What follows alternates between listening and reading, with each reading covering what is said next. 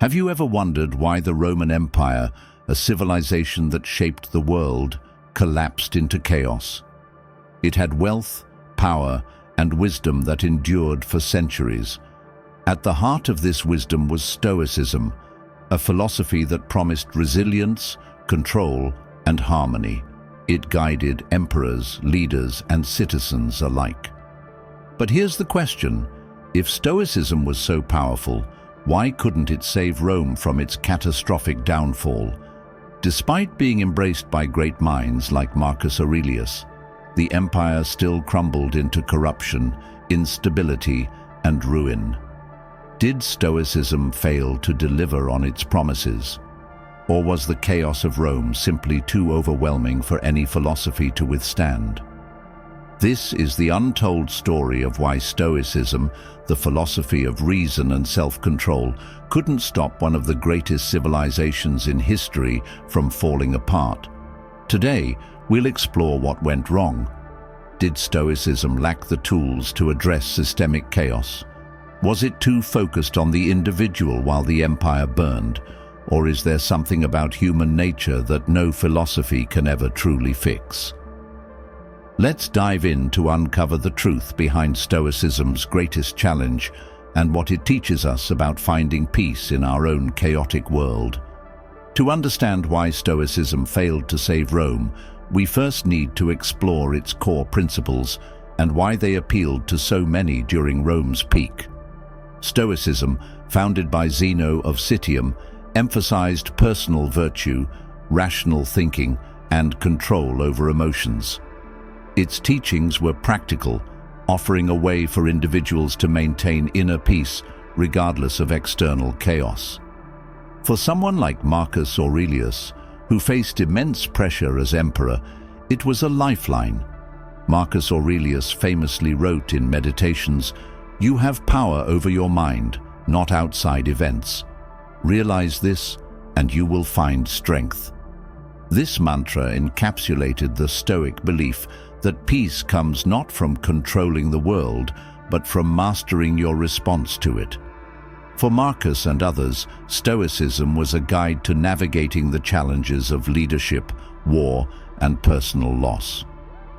But here's the catch: Rome's problems were far bigger than any one person could manage. The empire wasn't just dealing with individual hardships. It was collapsing under systemic dysfunction, political corruption, economic instability, and constant invasions created an environment where no amount of inner peace could save the outer world. Imagine this: you're a Stoic philosopher living in late Rome. You've trained yourself to stay calm in the face of adversity, to accept what you can't control. But around you, the streets are crumbling. Political leaders are more concerned with their own power than the people, and barbarian invasions are becoming a daily threat. How much can personal discipline really do in the face of such chaos? This brings us to one of Stoicism's fundamental limitations, its focus on the individual. Stoicism is a philosophy of self-mastery. It teaches you how to endure hardships, how to find clarity amidst the noise. But it doesn't provide a roadmap for systemic change. Rome's collapse wasn't the result of a few bad decisions or a single corrupt emperor. It was a failure of the entire system. Stoicism, with its inward focus, couldn't address the widespread dysfunction that plagued the empire. Take Marcus Aurelius as an example. He is often regarded as the ideal Stoic ruler, a man of wisdom and restraint. His reign is celebrated as a golden age of leadership, yet even Marcus, with all his Stoic virtues, made decisions that contributed to Rome's decline. His choice to appoint his son Commodus as his successor, despite clear signs that Commodus lacked the character to lead, plunged the empire into chaos. Commodus's reign was marked by extravagance, cruelty, and neglect, setting the stage for further instability. Why would a philosopher king like Marcus make such a decision? Stoicism, for all its emphasis on rationality, doesn't account for the complex realities of leadership. Marcus may have accepted his son's flaws as part of fate, but his decision shows the limits of applying Stoic principles to governance. Sometimes, systemic problems require more than individual virtues. They demand collective action and structural reform. Another issue with Stoicism during Rome's decline was its inability to inspire mass movements. While it provided comfort to the elite, philosophers, statesmen, and generals, it didn't resonate as deeply with the broader population.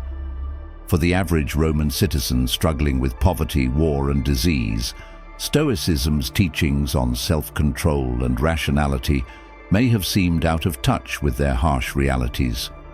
When people are desperate, they often turn to ideas that promise immediate relief, even if those ideas are flawed. In the later years of the Roman Empire, this led to the rise of religious cults, superstitions, and populist leaders who exploited the fears of the masses. Stoicism's emphasis on long-term thinking and acceptance of hardship couldn't compete with the emotional appeal of these alternatives. Think about it. If you're a Roman citizen watching your city burn, would you embrace a philosophy that tells you to stay calm and accept fate? Or would you rally behind a leader who promises to rebuild, even if their promises are empty? In times of crisis, survival often takes precedence over philosophy. Moreover, Stoicism's rational approach clashed with the chaotic and irrational nature of Rome's decline. The philosophy relied on the assumption that people could be guided by reason, that they could rise above their base instincts. But as Rome fell deeper into corruption and instability, reason became a scarce commodity. Leaders acted out of self-interest, citizens turned on one another, and the very fabric of society unraveled. Stoicism, rooted in rationality, was powerless against the tide of irrationality that swept through the empire. Even the Stoics themselves struggled to live up to their ideals in the face of such chaos. While Marcus Aurelius is celebrated for his composure, other Stoic leaders faltered under pressure. The gap between Stoic philosophy and human nature became painfully evident as Rome's decline accelerated.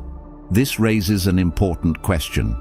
Was Stoicism too idealistic for the real world?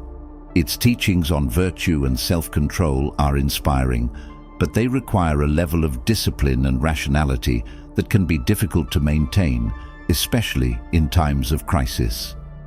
In the chaos of late Rome, Stoicism's principles may have been more aspirational than practical. At its core, Stoicism is a philosophy of resilience, not revolution.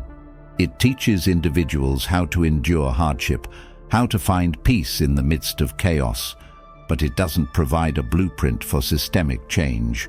Rome's collapse wasn't just a test of individual resilience, it was a systemic failure that required collective solutions.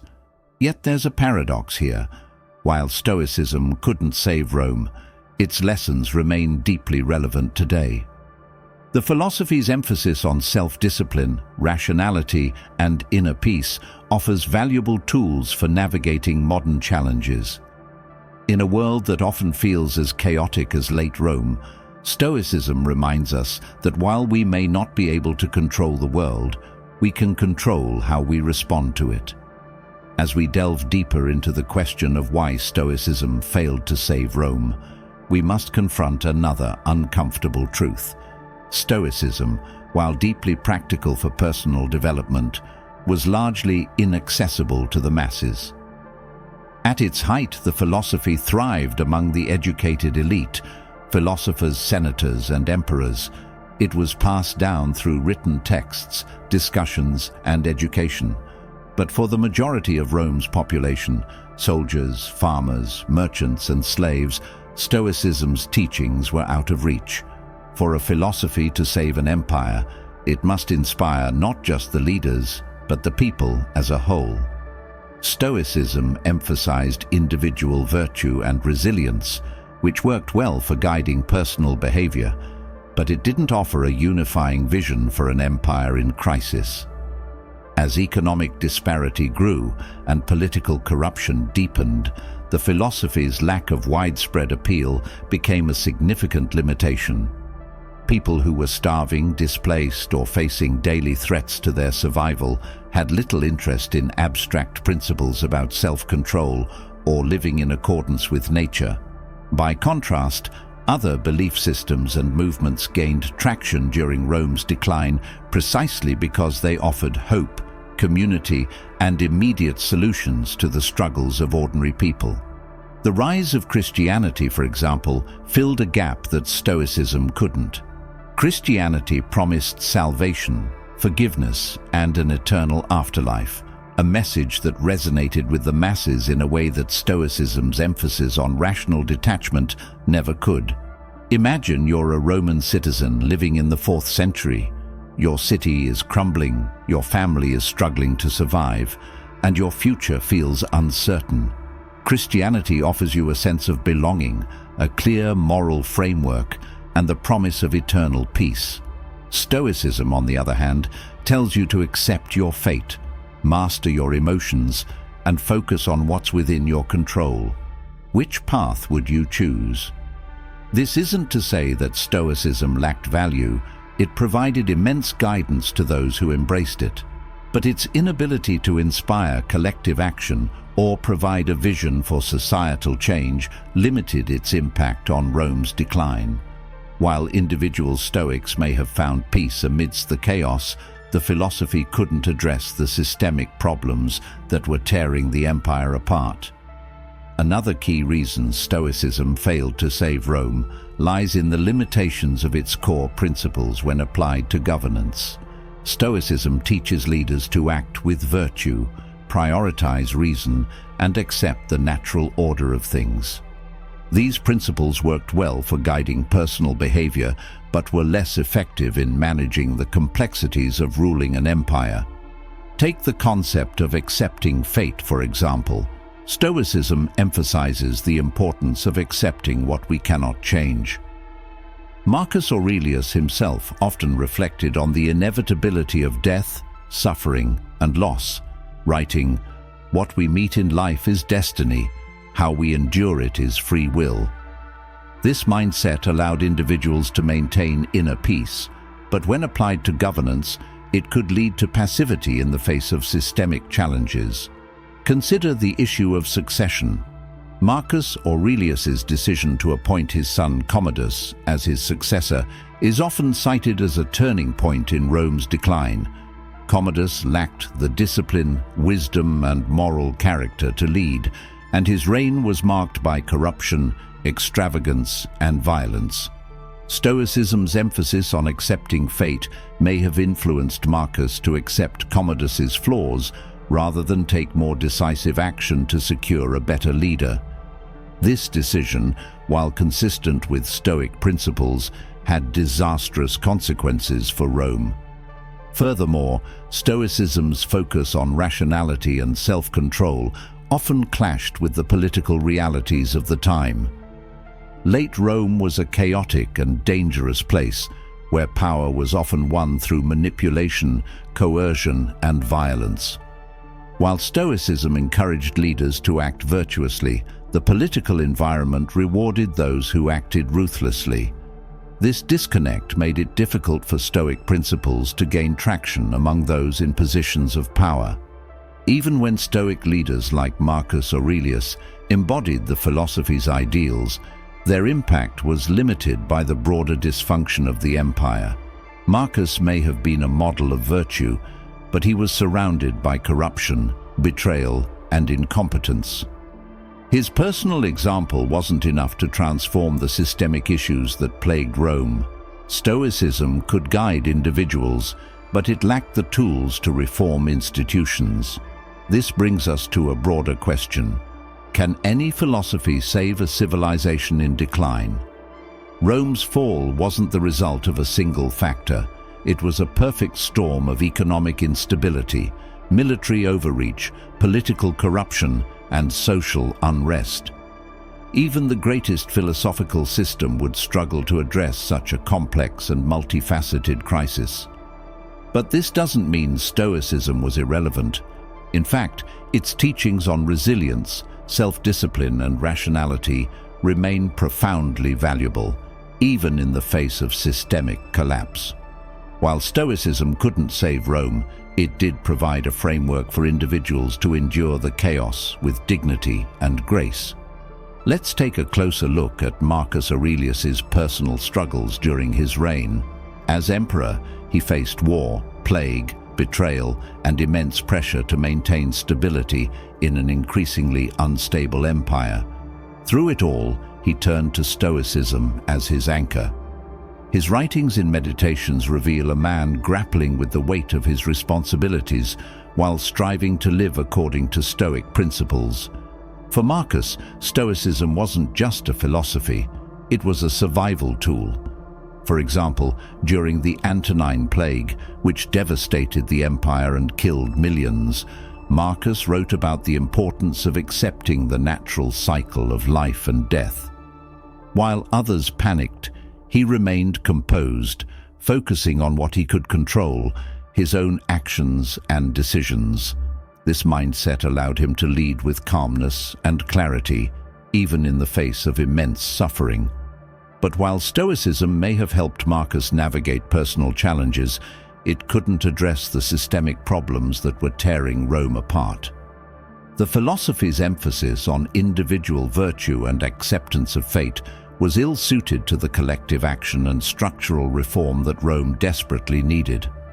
In the end, Stoicism didn't fail Rome because its principles were flawed.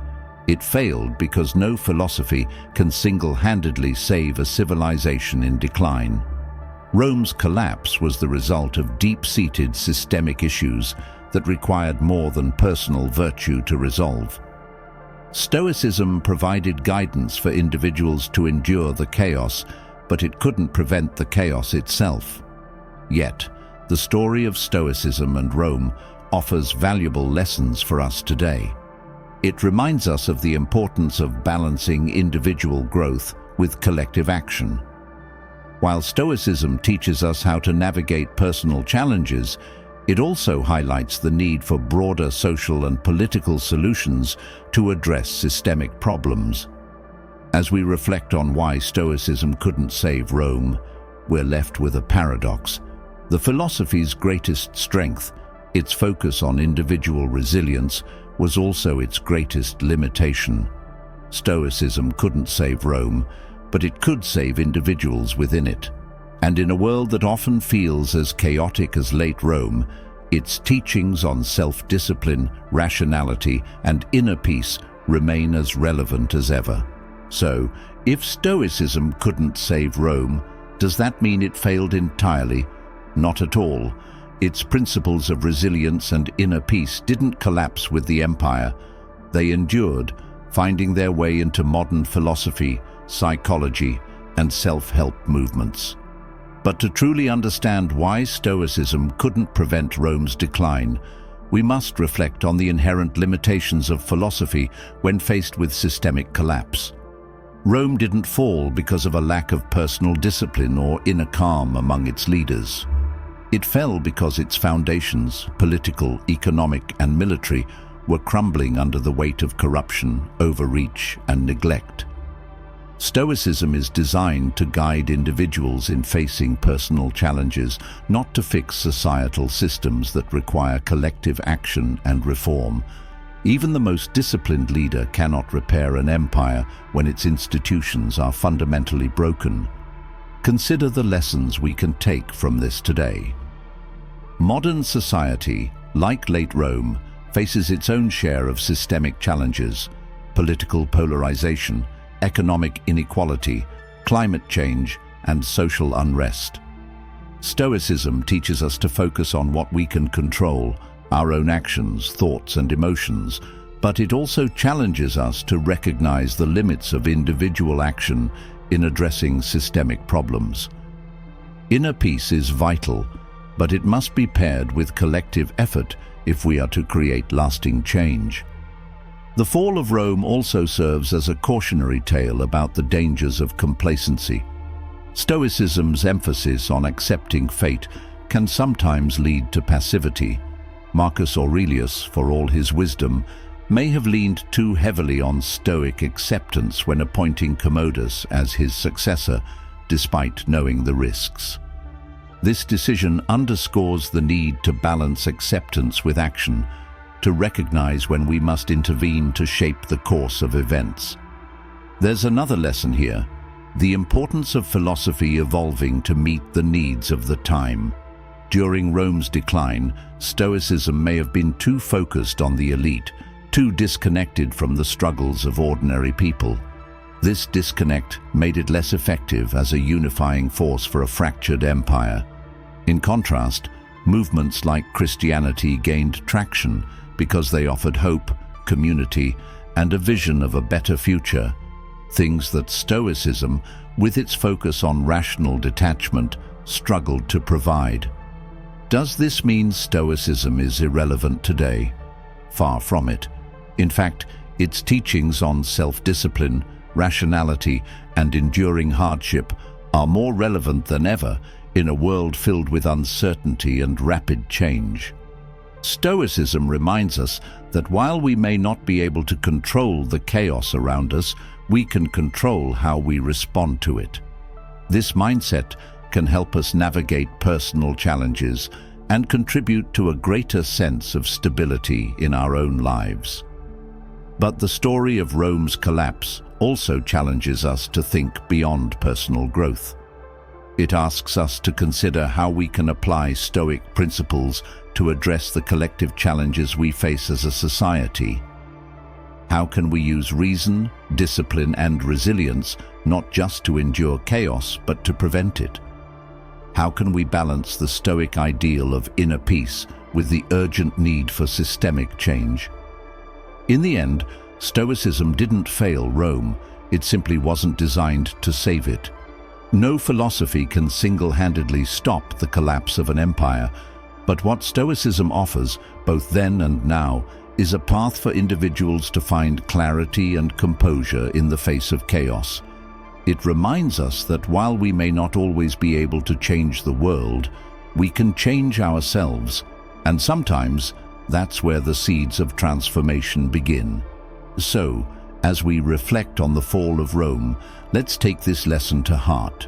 Stoicism may not save the world, but it can help us find the strength to navigate it, and in doing so, perhaps inspire the changes needed to build something better. If you found these lessons valuable, consider sharing them with someone who might need a little more clarity in their life. And don't forget to subscribe for more insights on how ancient wisdom can help us navigate the challenges of modern life. Together, we can learn from history, embrace the chaos, and discover the inner peace we've been searching for.